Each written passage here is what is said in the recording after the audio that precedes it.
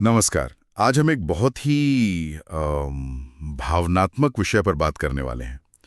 कृष्ण के मथुरा जाने के बाद वृंदावन में राधा जी अकेली रह गईं, तो उनके विरह को, उनके अनुभव को थोड़ा गहराई से समझने की कोशिश करते हैं। जो विवरण मिलते हैं राधा का विरह, कृष्ण वियोग और अविस्मरणीय प्रेम, उनसे पता चलता है कि कृष्ण के जाने के बाद राधा पर असल में क्या बीती, उनका एहसास कैसा था। तो जाहिर है कृष्ण चले गए, राधा अकेली सी हो गई, और फिर उनकी सखियां, मतलब गोपियां, उन्हें समझाने भी आई होंगी। उन्होंने एक बड़ा ही, आप कह सकते हैं, प्रैक्टिकल सवाल पूछा। भाई राधे, कन्हैया तो अब मथुरा में है, फिर तू क्यों अब भी इन सूनी गलियों में खोई रहती है? क्यों वो बंसी की धुन याद करती है? ये तो बिल्कुल जमीनी हकीकत वाला सवाल लगता है ना। बिल्कुल बिल्कुल। गोपियों का सवाल तो देखिए बाहरी दुनिया के हिसाब से एकदम सही था कि बे जो चला गया उसकी याद में कब तक। लेकिन राधा का जो जवाब था ना, वो उनके अंदर की दुनिया, उनके प्रेम की जो गहराई थी, उसको दिखाता है।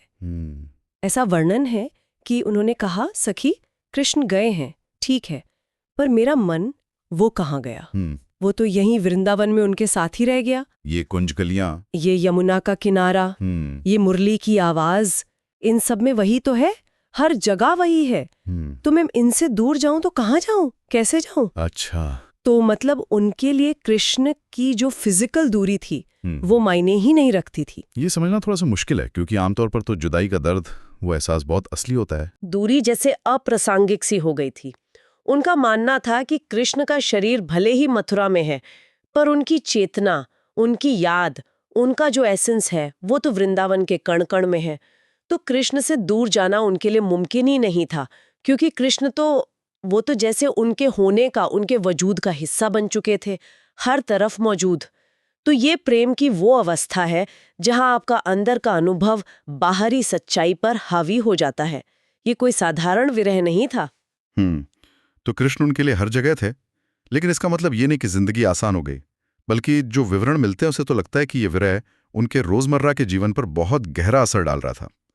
एक प्रसंग आता है जहां राधा आकाश की ओर देखकर कहती हैं, हे कृष्ण, तुम मथुरा में राजकाज संभाल रहे हो, शायद व्यस्त हो गए, और मैं यहां, तुम्हारे बिना तो सांस लेना भी एक साधना बन गया है। आप सोचिए, सांस लेना जो सबसे सहज क्रिया है, वो भी एक मुश्किल काम, एक तपस्या जैसा हो गया। जी, और यही बात बहुत महत्वपूर्ण है। ये दिखाता है कि उनका विरह सिर्फ कोई मानसिक या भावनात्मक दुख नहीं था, नहीं। वो उनके पूरे अस्तित्व पर, उनके पूरे वजूद पर छा गया था। कृष्ण के बिना जीना ही अपने आप में एक लगातार चलने वाली साधना, एक तप बन गया था। प्रेम यहाँ वियोग के रूप में था, लेकिन जैसा आपने कहा, विवरण स्पष्ट करते हैं कि इसमें कोई कड़वाहट या शिकायत नहीं थी, बल्कि एक पूर्ण समर्पण था। पूर्ण समर्पण। इस कॉन्टेक्स्ट में इसका क्या मतलब समझें? क्या यह कि उन्होंने एक तरह से उम्मीद छोड़ दी थी, हार मान ली थी? नहीं, पूर्ण समर्पण का मतलब यहाँ हार मान लेना बिल्कुल नहीं है। इसका मतलब है स्थिति को जैसी वो है पूरी तरह से स्वीकार कर लेना। उन्होंने कृष्ण को वापस पाने की जो एक भौतिक इच्छा होती है या कोशिश होती है, वो छोड़ दी। जैसा कहा गया है, वो कृष्ण को छू नहीं सकती थी, पर उनकी स्मृति से जीवन भर प्रेम करती रहीं। ये प्रेम की वो ऊंचाई है जहां रिश्ता अब शारीरिक मौजूदगी या स्पर्श पर निर्भर नहीं करता। यहाँ तो संबंध का आधार ही स्मृति बन जाती है, भावना बन जाती है, वो अंदरूनी जुड़ाव बन जाता है। ये दिखाता है कि प्रेम सिर्फ मिलने में नहीं, बल्कि विरह की आग में तप कर भी अपनी सबसे ऊंची अवस्था पा सकता है, अगर उसमें ऐसा गहरा समर्पण हो। तो इन सब बातों से ये साफ होता है कि राधा का विरह सिर्फ एक दुख या उदासी का समय नहीं था। ये उनके अटूट प्रेम का, उनके उस पूर्ण समर्पण का, और कृष्ण के न होते हुए भी उनकी हर जगह मौजूदगी का एक लगातार चलने वाला एहसास था। एक तरह से देखें तो उनका विरह भी कृष्ण से जुड़ने का उनका अपना एक तरीका बन गया, एक अलग ही तरह का योग। बिल्कुल सही कहा आपने, एक अलग तरह का योग। और ये हमें सोचने पे मजबूर करता है ना?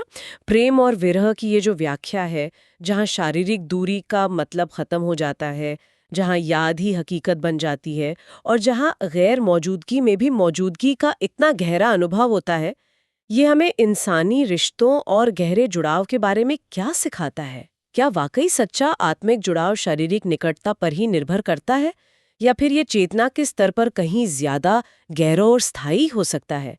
राधा की ये कहानी हमें प्रेम और स्मृति के उस अटूट, कभी ना भूलने वाले बंधन पर सोचने को मजबूर